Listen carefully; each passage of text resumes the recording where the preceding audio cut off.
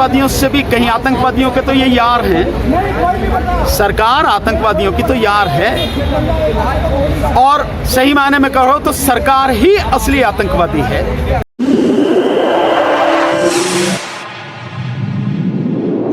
इस news channel पर जो भी वक्ता ने कहा वो उसकी अपनी राय है, जिसकी पुष्टि नेशन न्यूज इंडिया नहीं करता। धन्यवाद। तो ये आतंकवादियों की तरह नहीं है, ये तो मैं कहूँ कि बहुत ही जघन्य अपराध किसानों के साथ में किया जा रहा है। देश का संविधान अभी जिंदा है, अभी बरकरार है, देश में कोर्ट भी है अभी। किस आधार पर, किस कानून के तहत, किन संवैधानिक प्रावधानों के तहत नेशनल हाईवे पर रोका जा रहा है, कीलें गाड़ी जा रही हैं, कंक्रीट की दीवारें खड़ी की जा रही हैं और बैरिकेड लगाए जा रहे हैं, भाले की तरह कीड़े गाई जाए, किस अधिकार से?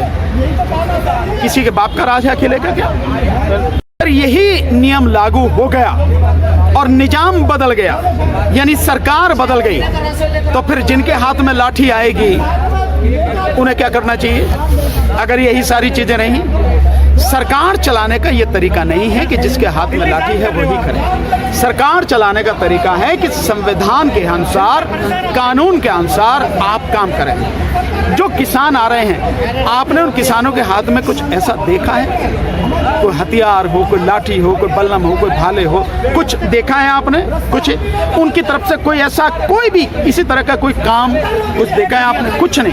वो केवल सरकार से अपनी बात कहने आ रहे हैं, और वो भी इसलिए कि जब किसान आंदोलन पहला खत्म हुआ था, स्थगित हुआ था, उस आंदोलन के स्थगित होते समय जो समझौता हुआ था उसमें जो मांगे थी वो सरकार ने पूरी नहीं की और 2 साल बीत गए। जब सरकार ने मांगे पूरी नहीं की, 2 साल बीतने तक भी, तब किसानों को यहाँ आना पड़ा। यहाँ कोई मतलब ऐसा है कि बहुत अच्छे रहने सहने के लिए बहुत वो है, कितना आंदोलन करना कितना अपने आप में कठिन है। 13 महीने वो सड़क पर रहे, कितने बुरे हालात में रहे, बरसात में, गर्मी में, सर्दी में वो रहे यहाँ, अपने घर परिवार को छोड़ कर रहे, और अभी भी अगर ऐसा ही उन्हें करना पड़ा तो उनका जो संघर्ष है कितना कठिन है, कोई नहीं चाहता। लेकिन जब सरकार माने नहीं तो क्या व्यक्ति क्या करेगा? इसीलिए किसान बात करने आ रहे हैं, और किसानों से बात न करके सरकार उनके रास्ते में जो ये सारे रोड़े अटका रही है। सरकार का जो मुखिया है वही अपने आप में बहुत कायर है, डरा हुआ है, वो सच्चाई से उसकी टांगें कांपती हैं, सवालों से वो डरता है, और किसी को कुछ देने के हक में वो नहीं है। जनता को, किसान को, मजदूर को, महिलाओं को, SC ST OBC माइनॉरिटी को, इस देश की जनता को कुछ भी देने के हक में नहीं है। वो केवल और केवल अपने यारों का घर भर रहा है, जिनकी वो चौखट को सलाम करता है, बस। इसलिए ये सारी चीजें हो रही हैं। अन्यथा होना ये चाहिए कि किसानों को बहुत सम्मान के साथ आने देना चाहिए और बैठ के बात करनी चाहिए।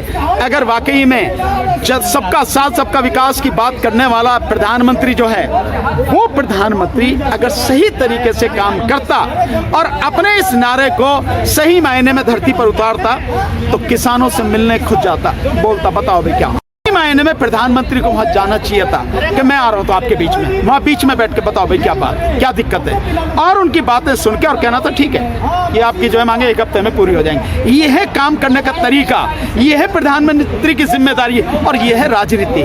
लेकिन प्रधानमंत्री और उसकी सरकार और सरकार के जो प्यादे हैं, जो खट्टर है, ये तो गुंडों की तरह काम कर रहे हैं। ये जो मतलब जो आंसू गैस के गोले छोड़े जा रहे हैं, गोलियां चलाई जा रही हैं, SLR की गोलियां चलाई जा रही हैं, ये तो गुंडों के काम है भाई।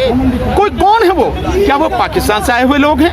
क्या चाइना का हमला कर रहे हैं? हमला करने वाले वो लोग हैं? वो नहीं है ना, अपने ही देश के किसान हैं वो, और किसान सरकार से मांग कर रहे हैं कि उनका हक उन्हें दिया जाए। देने में क्या दिक्कत है? जो हमारी बात व्यवस्थाओं के बीच जो सारी चीजें 2-3 दिन से वीडियो सामने आ रही है, और कितना लंबा चल पाएगा आंदोलन? नहीं, आंदोलन कितना ही लंबा चले, और किसानों को भी इस बात की उन्होंने तय कर रखी है कि आंदोलन कितना लंबा चलेगा उन्हें नहीं मालूम, हमें भी नहीं मालूम, किसी को नहीं मालूम है। सरकार जितने दिन तक लंबा चलवाना चाहे तो 1 दिन में 1 घंटे में खत्म हो जाए, और सरकार न चाहे तो चलता रहेगा। तो इस बार जो किसान हैं, ये किसान अपनी जितनी मांगे हैं उन सारी मांगों को पूरी करवाए बिना पीछे जाने वाले नहीं हैं और सरकार में इतनी ताकत नहीं है कि उनको वहां रोक के रख पाए।